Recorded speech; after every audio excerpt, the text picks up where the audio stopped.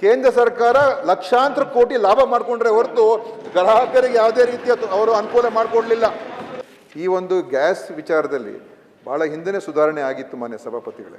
ಸುಧಾರಣೆಯಾಗಿ ಸರಿಯಾದ ರೀತಿಯ ಸರಬರಾಜು ಆಗುವಂಥದ್ದು ನಮ್ಮ UPA ಸರ್ಕಾರ ಇದ್ದಾಗಲೇ ಶುರುವಾಗಿತ್ತು. ಇವತ್ತು ನಾವು $100ಗೆ ಮುಟ್ತದೆ ಆಯಿಲ್ ಅಂತ ಹೇಳಿ ಆತಂಕ ಪಡ್ತಾ ಇದ್ದೀವಿ. ಆವಾಗ 2000 ಬಹುಶಃ ಒಂದು 8-10 ವರ್ಷ ಕಾಲ $100, $120, $140 ಹೋಗಿತ್ತು. $140 ಇತ್ತು 2013-14 ಇಸ್ವಿವರೆಗೆ. ಆವಾಗ ಇರಾನ್ ಮೇಲೆ ಸ್ಯಾಂಕ್ಷನ್ಸ್ ಆಗಿತ್ತು, ಲಿಬಿಯಾ ವಾರ್ ಆಗಿತ್ತು, ಬೇರೆ ಬೇರೆ ಅನೇಕ ಘಟನೆಗಳಿಂದ ಮತ್ತು ವಿಶ್ವದ ಆರ್ಥಿಕ ಒಂದು ಬೇರೆ ಬೇರೆ ಬೆಳವಣಿಗೆಗಳಿಂದ ಅಂಥ ಪರಿಸ್ಥಿತಿಯಲ್ಲಿ ಲಕ್ಷಾಂತರ ಕೋಟಿ ಸಬ್ಸಿಡಿ ಮಾಡಿ ನಮ್ಮ UPA ಸರ್ಕಾರ ಜನರಿಗೆ ಗ್ಯಾಸು, ಪೆಟ್ರೋಲು, ಡೀಸೆಲ್ ಎಲ್ಲವೂ ಕೂಡ ನಾವು ಕೊಡ್ತಾ ಇದ್ದು. ಈ ನಮ್ಮ NDA ಸರ್ಕಾರ ಬಂದ ಮೇಲೆ ಏನು ವಿಶ್ವದಲ್ಲಿ ಬೆಲೆಗಳು ಹೆಚ್ಚಾದಾಗ ಅವರು ಬೆಲೆಗಳು ಹೆಚ್ಚು ಮಾಡ್ತಾ ಇದ್ರು. ವಿಶ್ವದಲ್ಲಿ ಆಯಿಲ್ ಬೆಲೆ ಕಮ್ಮಿ ಆದಾಗ ಅದನ್ನು ಅವ್ರು ಏನು ಮಾಡೋದು ಅಂದರೆ ನಮ್ಮ ಗ್ರಾಹಕರಿಗೆ ಆ ಕಮ್ಮಿ ಬೆಲೆಯನ್ನು ಅವರು ಟ್ರಾನ್ಸ್ಫರ್ ಮಾಡಲಿಲ್ಲ.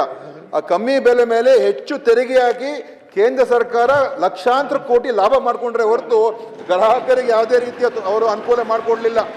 ಸೊ ಅಂಥ ಒಂದು ಕಷ್ಟಕರವಾದಂಥ ಪರಿಸ್ಥಿತಿ ನೋಡ್ರಿ. ನಿಮಗೆ ಇಷ್ಟ ಆದದನ್ನು ನೀವು ಹೊಗಳ್ತೀರಾ. ನಿಜಾಂಶ ನಾನು ಹೇಳ್ತಾ ಇದ್ದೀನಿ, ಸ್ವಲ್ಪ ತಿಳ್ಕೊಳ್ಳಿ, ಕೇಳ್ಕೊಳ್ಳಿ. ಅಷ್ಟೊಂದು ಕಷ್ಟ ಕಾಲದಲ್ಲಿ ಅವತ್ತು ಸರ್ಕಾರ ಜವಾಬ್ದಾರಿಯುತವಾಗಿ ನಡೆಸಿ ಈ ದೇಶಕ್ಕೋಸ್ಕರ ಹಿಂದಿನ ಸರ್ಕಾರ ಕೂಡ ಕೆಲಸ ಮಾಡಿದೆ. ಅದಕ್ಕೆ ಇವತ್ತು ಇವ್ರು ಬಂದಿದ ತಕ್ಷಣ ಎಲ್ಲ ಚೆನ್ನಾಗೋಗಿದೆ, ಇದ್ರ ಹಿಂದೆ ಏನು ಚೆನ್ನಾಗಿರಲಿಲ್ಲ. ಇವ್ರಿಗೇನಂದ್ರೆ ಇತಿಹಾಸ ಶುರುವಾಗಿದೆ ಅವರಿಗೆ 2014 ಇಸ್ವಿ. ಅದಕ್ಕೋಸ್ಕರ ಇವತ್ತು ಇನ್ನೊಂದು ಖಂಡಿತ ಒಪ್ಕೊಳ್ತೀನಿ, ಯಾರಿಗೂ ಕೂಡ ಆತಂಕ ಸೃಷ್ಟಿ ಮಾಡಬಾರ್ದು. ನಿಜಾಂಶವನ್ನು ಇವತ್ತು ನಮ್ಮ ಆಹಾರ ಸಚಿವರು ಹೇಳಿದ್ದಾರೆ.